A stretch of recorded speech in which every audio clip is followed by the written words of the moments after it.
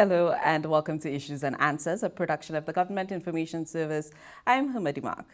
St. Lucia and the small island developing states tend to be vulnerable in the wake of natural disasters, and authorities and disaster management agencies, they have to be innovative when it comes to the response.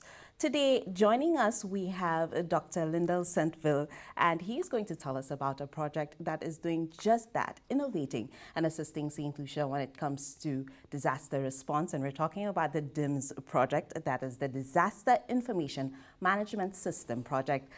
Dr. Saintville, thank you so much for being here with us. It's a pleasure to have this conversation with you. Thank you very much. It's my pleasure. Nice. Now, to start off the conversation, I would love for you to just provide an overview, or maybe rather a bit of a background on the DIMS project. Sure. Well, the DIMS project, the Disaster Information Management Systems project, it falls under the DVRP, which looks at how we cope, how we adjust, how we handle, disaster management and reduce our vulnerability. This particular project has as its objective developing an information system, an information management system to improve how we handle disaster management and humanitarian aid management. It actually is a software product that is being developed. It was designed, developed, it's being rolled out now via the training aspect, and that is meant to strengthen the capability of our own NEMO, and through that improve our resilience and improve basically how we are able to manage disasters in St. Lucia and emergencies. Nice, and I imagine that it's fitting that you're the one talking about the project as the quality control consultant. It means you're ensuring that everything is working as it's supposed to. Indeed. My particular role on that project is the quality assurance and quality control consultant. I work in tandem with another local consultant, that's the EJB partners. They're the one doing the actual development of the system. So it's quite interesting that it's totally local talent involved on this project. Yeah, that's always a good aspect as well, right? Indeed. Nice. So to talk about the DIMS project, it is a digital platform from what I understand. Yes. From the name, it's going to be dealing with information. But give us a little bit of insight as to exactly what the project is and how it's going to assist us when it comes to dealing with natural disasters. Sure.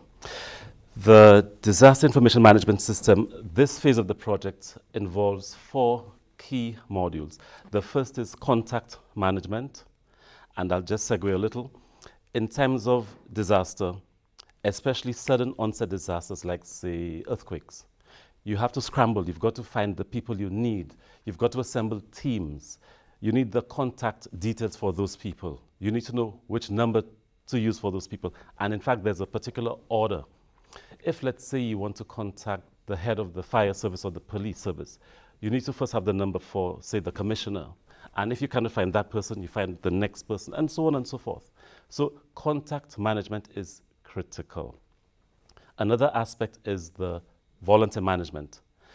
This involves knowing who your volunteers are, where are they based, what their skills are, and who you can best assign to work on a particular incident. So let's say you have an incident in the Viewfort area. You may not assign someone who lives in Grosley to attend to that incident if there's someone in Viewfort who you could call upon. There's also the capacity building and training application, and that's to ensure that people continue getting the skills they need to stay top-notch so that when you call upon them, they have the first aid training, etc.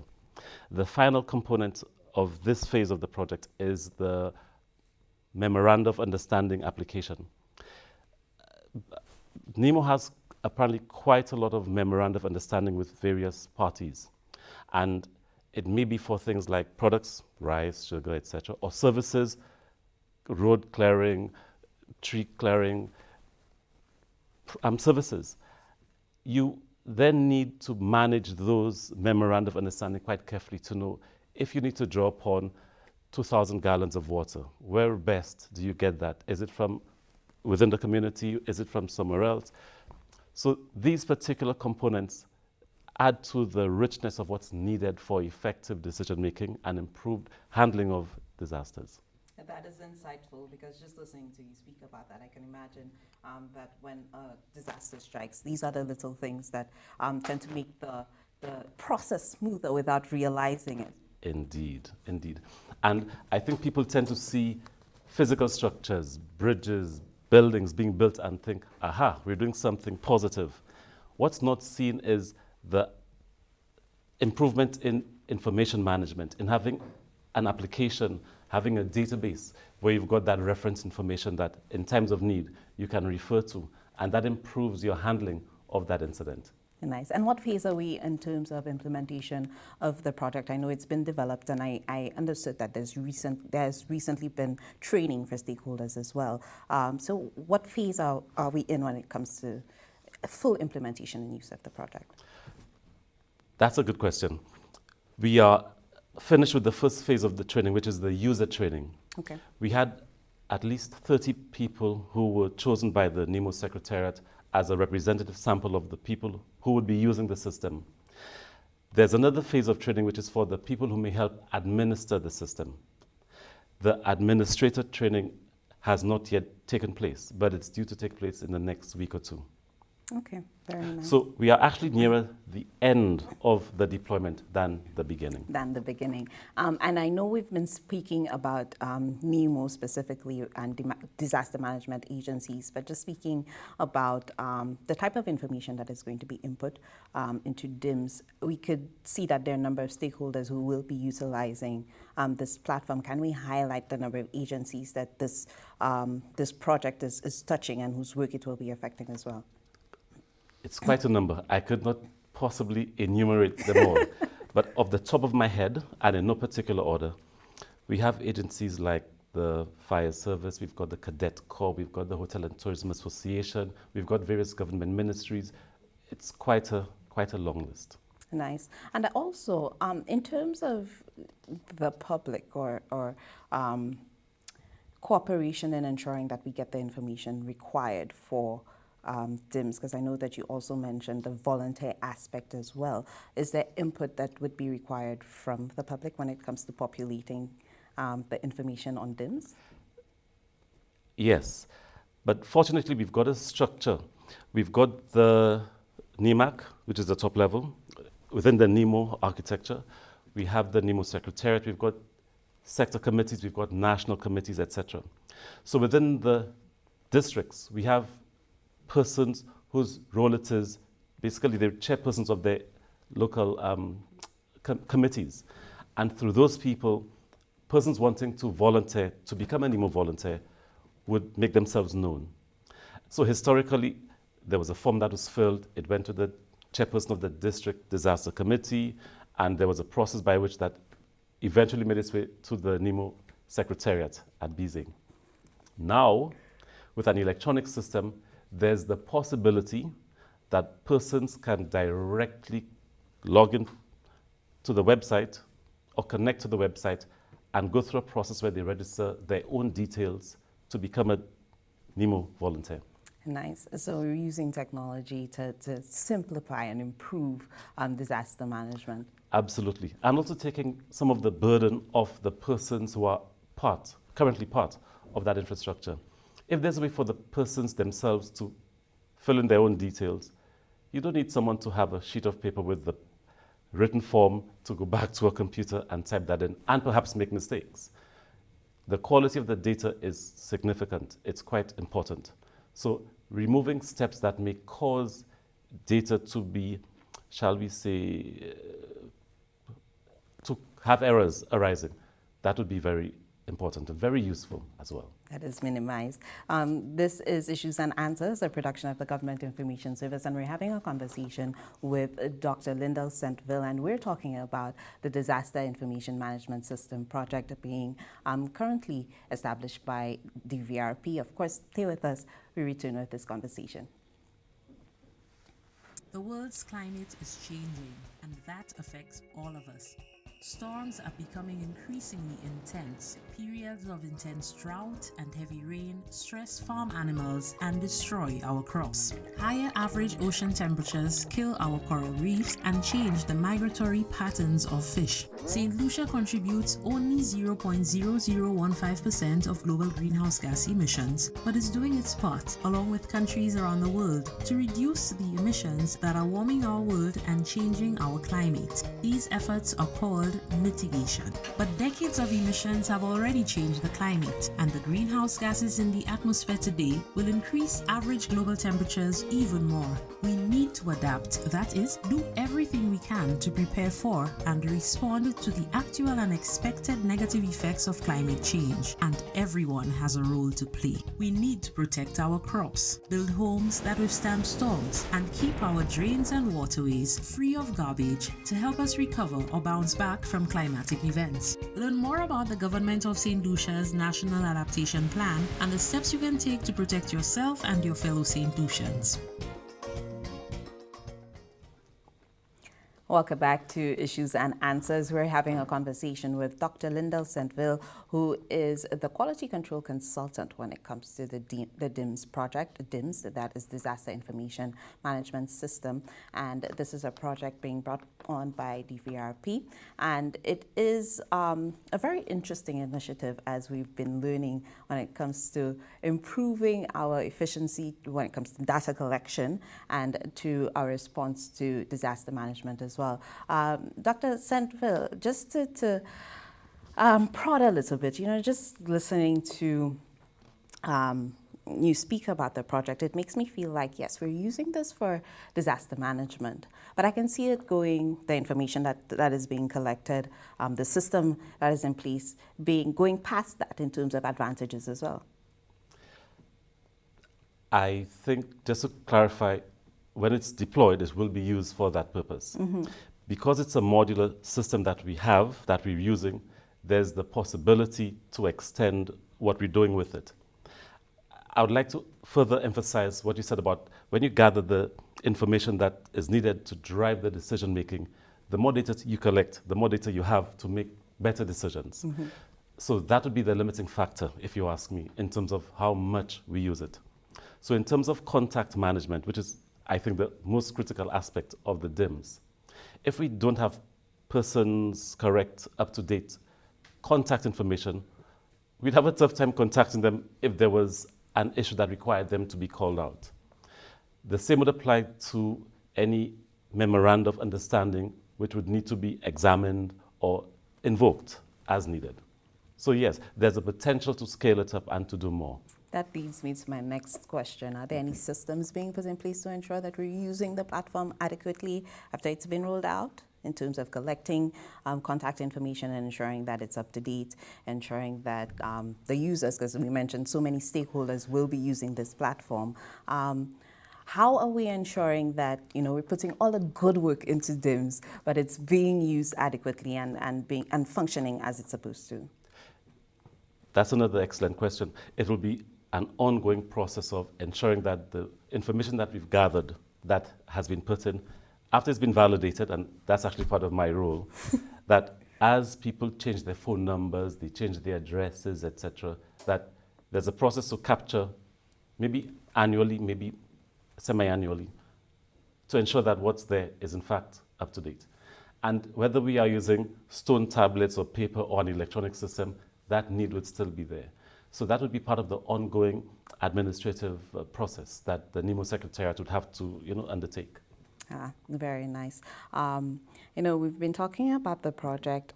We've spoken about its role in ensuring that efficiency is being met when it comes to disaster response and management. How do we see this also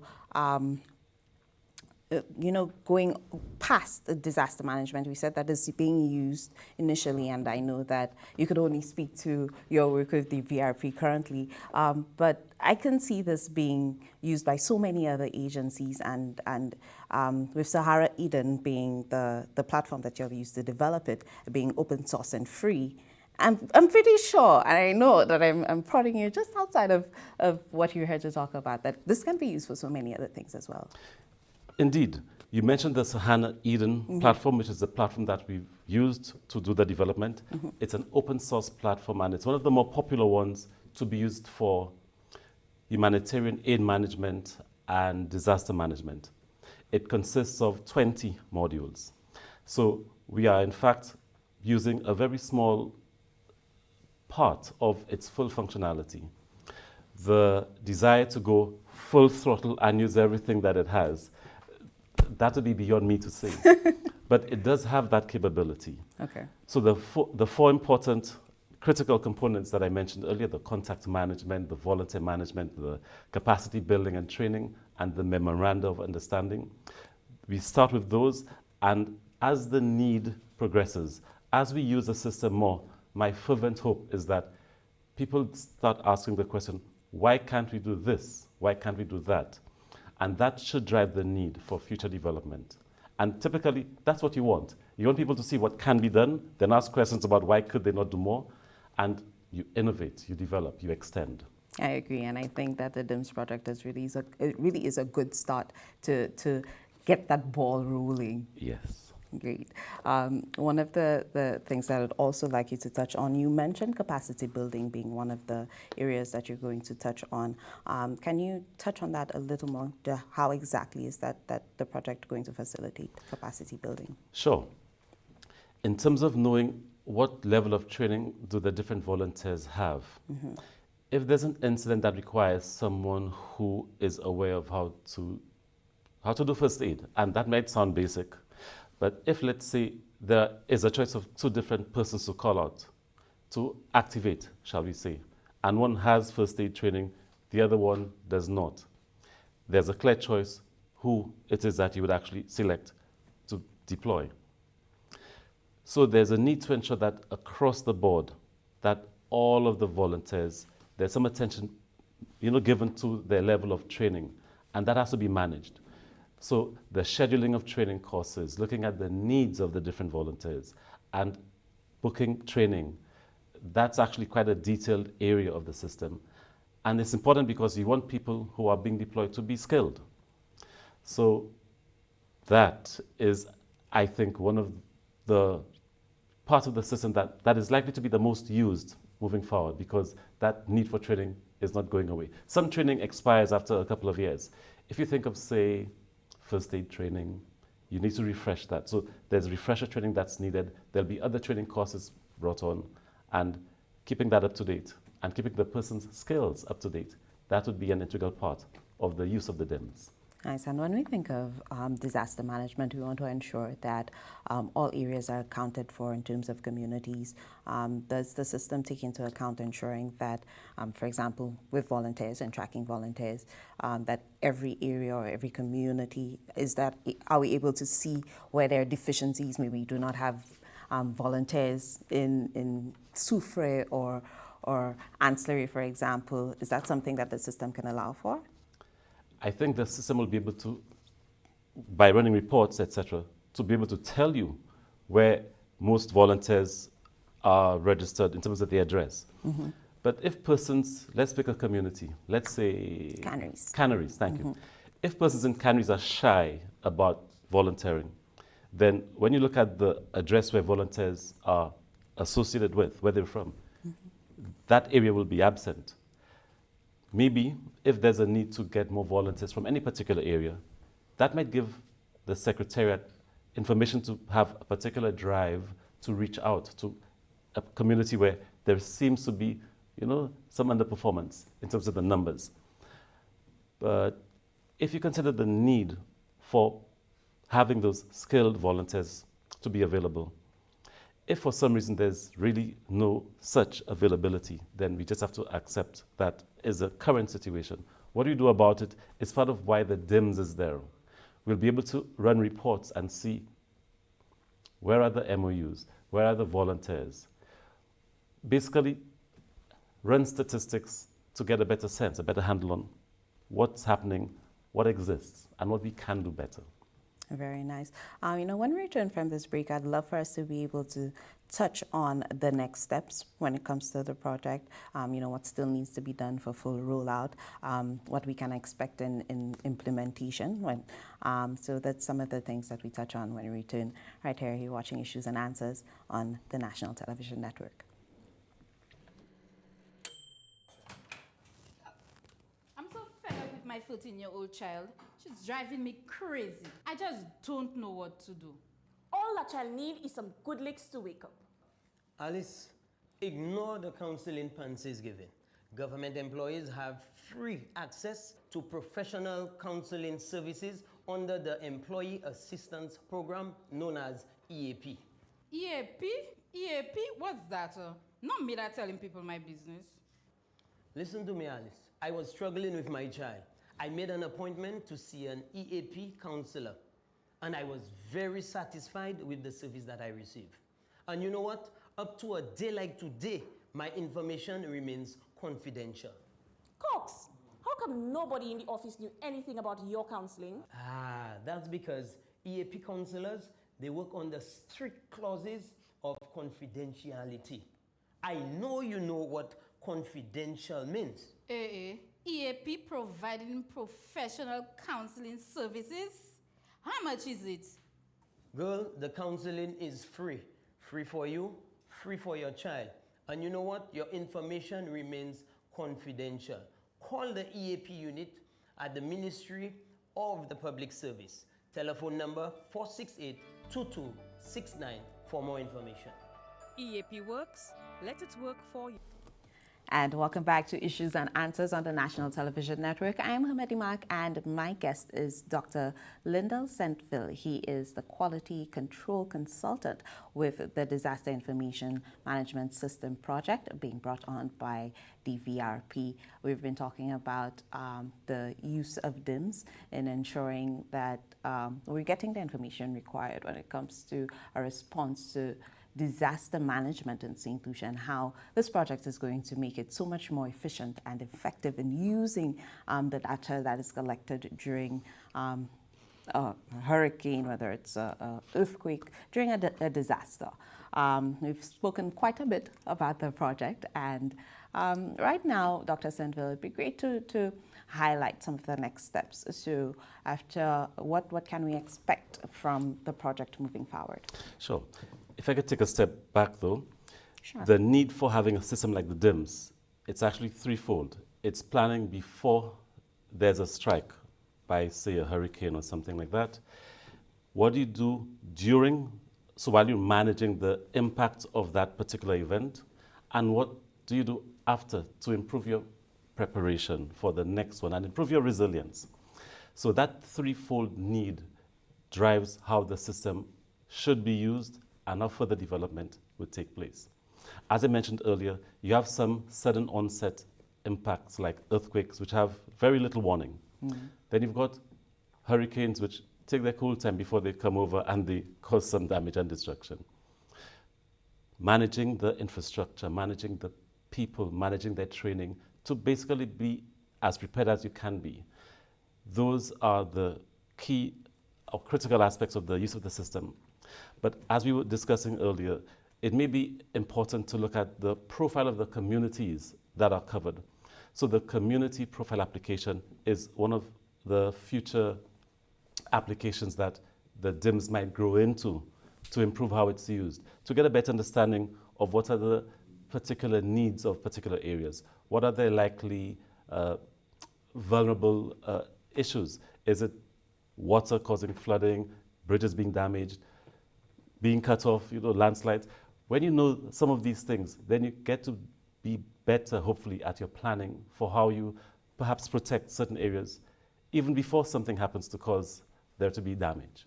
You actually improve your resilience by being proactive. Yeah, and we can plan for development a lot more effectively in that manner as well. Indeed.